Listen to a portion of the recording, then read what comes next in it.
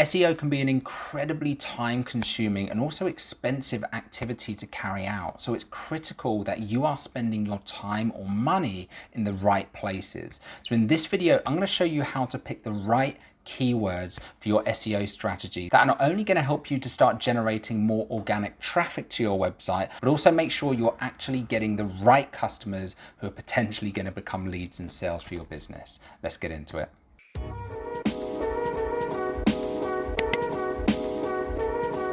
The first thing we need to talk about before we get started is understanding the three different types of keywords. And these are typically broken down into short tail, mid tail, and long tail. And if you look at this example from SEMrush here, what you'll find is that short tail keywords are typically going to be the very, very high traffic competitive keywords, right? That are going to be very, very difficult to rank for because there is just so much competition. So that might be something like tomato plant, for example.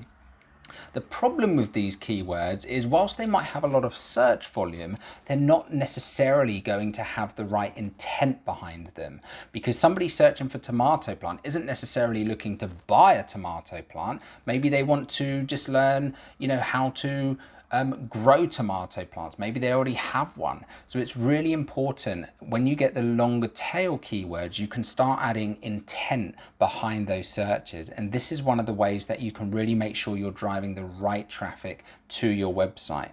But you also find that when you go for the longer tail keywords, they're generally less competitive. So you will have a chance as a smaller business to begin ranking for some of those keywords. And this is exactly the method that we use, being in the digital marketing space, which is an incredibly competitive industry, to start ranking in position 1 for a lot of ideal keywords, which have a lot of our ideal customers behind them. And this really just comes from thinking outside the box and asking yourself, what kind of things might my customers actually be searching for? But before we get into that, the next thing I'm going to suggest that you do is to audit your current website and find out which keywords you are currently ranking for, because this is one of the biggest missed opportunities for a lot of businesses, and it's actually the process that we take our clients through. So what you'll find a lot of the time is that businesses spend a lot of time trying to rank for these highly competitive keywords that they're currently on page 99 for, but actually they are currently ranking for some pretty decent keywords on page 2 already. And what you'll find is that sometimes even getting the smallest bump up in rankings when you're already on page 2 or even at the bottom of page 1 can have a significant increase in your traffic. Because what you have to remember here is that most of the traffic from any searches on the internet are going to the positions and the pages that are on page 1. Right, that's where most people are spending your time. So even if you do phenomenal work on a keyword that's on page 99 and get it all the way up to position 40, you're going to see no increase in traffic because very few people are going that far into the search engines. So it makes sense to spend your time optimizing for keywords that you're already ranking relatively well for. If you're not currently ranking for any keywords, not to worry, this will still apply for you. So one of the best ways of doing this is to even use just a free SEO tool, something like Neil Patel's Ubersuggest, and type in your current website.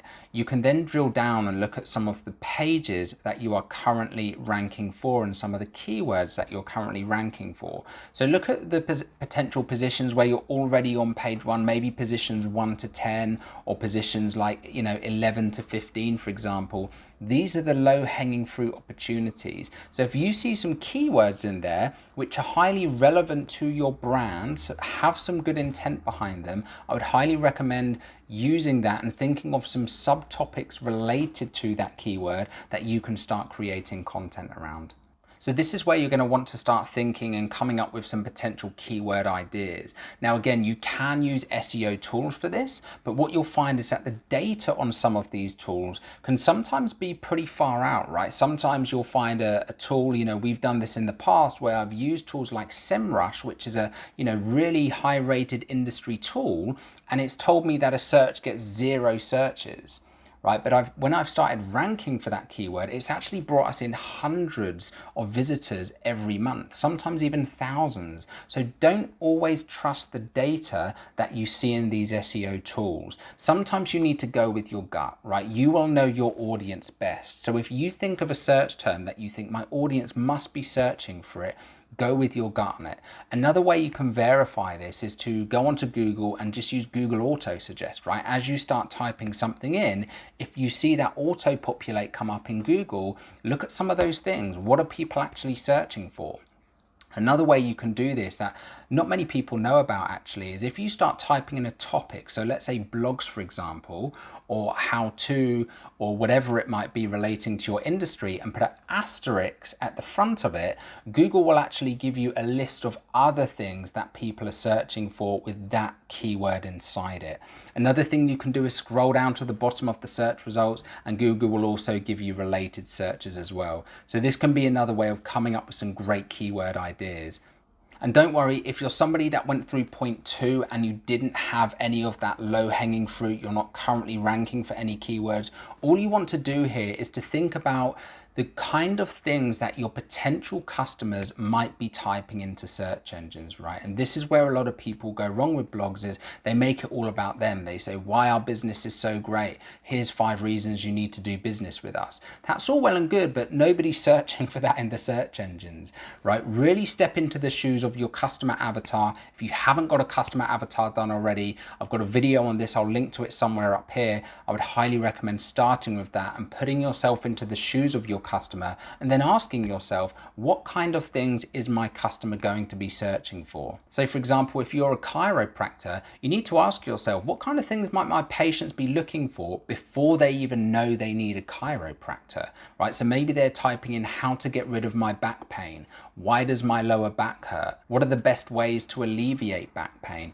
Think about this in terms of the actual search queries that your customers might be searching for. And that is how you will start ranking in the search engines for some of these keywords organically. And again, as you're going through this process, use tools, use things like Uber Suggest, use Google Auto Suggest to find those other keyword ideas that you could potentially start ranking for. Now, once you've got yourself a list of keywords, the final step is going to be in prioritizing which ones to work on. So you really want to find those high value keywords with the biggest opportunity. And in order to find the opportunity, there are some fantastic tools out there. There's a great one that I love called Keywords Everywhere, that is a Chrome extension, and it allows you to see the search volume, or the approximate search volume, but also the competition for any keyword you type into YouTube, into Google, or into any of the search engines out there.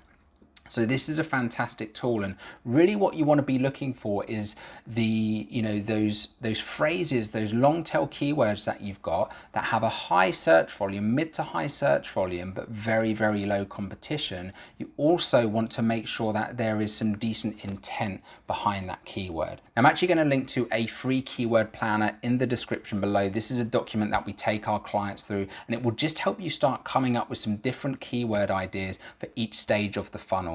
Now, at the top of the funnel, these are people like we talked about earlier with the chiropractor example, people who are maybe just aware of the pain at this stage, right? They don't necessarily know they need a chiropractor. They don't know about some solutions. So you want to think of a list of keyword ideas for that stage. You then want to come on to, as people get down to the middle of the funnel, maybe now they're searching for things like, who are the best chiropractors? Or, are chiropractors any good? Is it worth going to a chiropractor? So start thinking about some of those keywords that you could potentially be ranking for.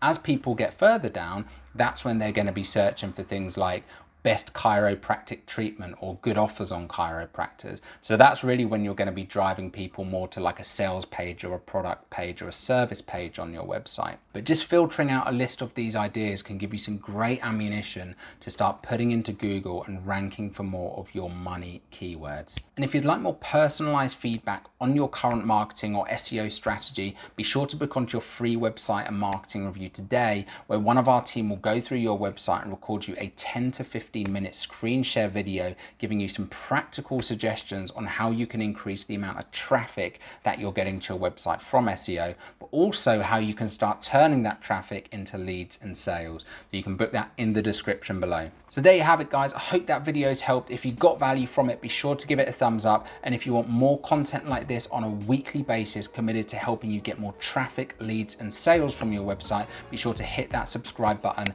and I'll see you in the next video.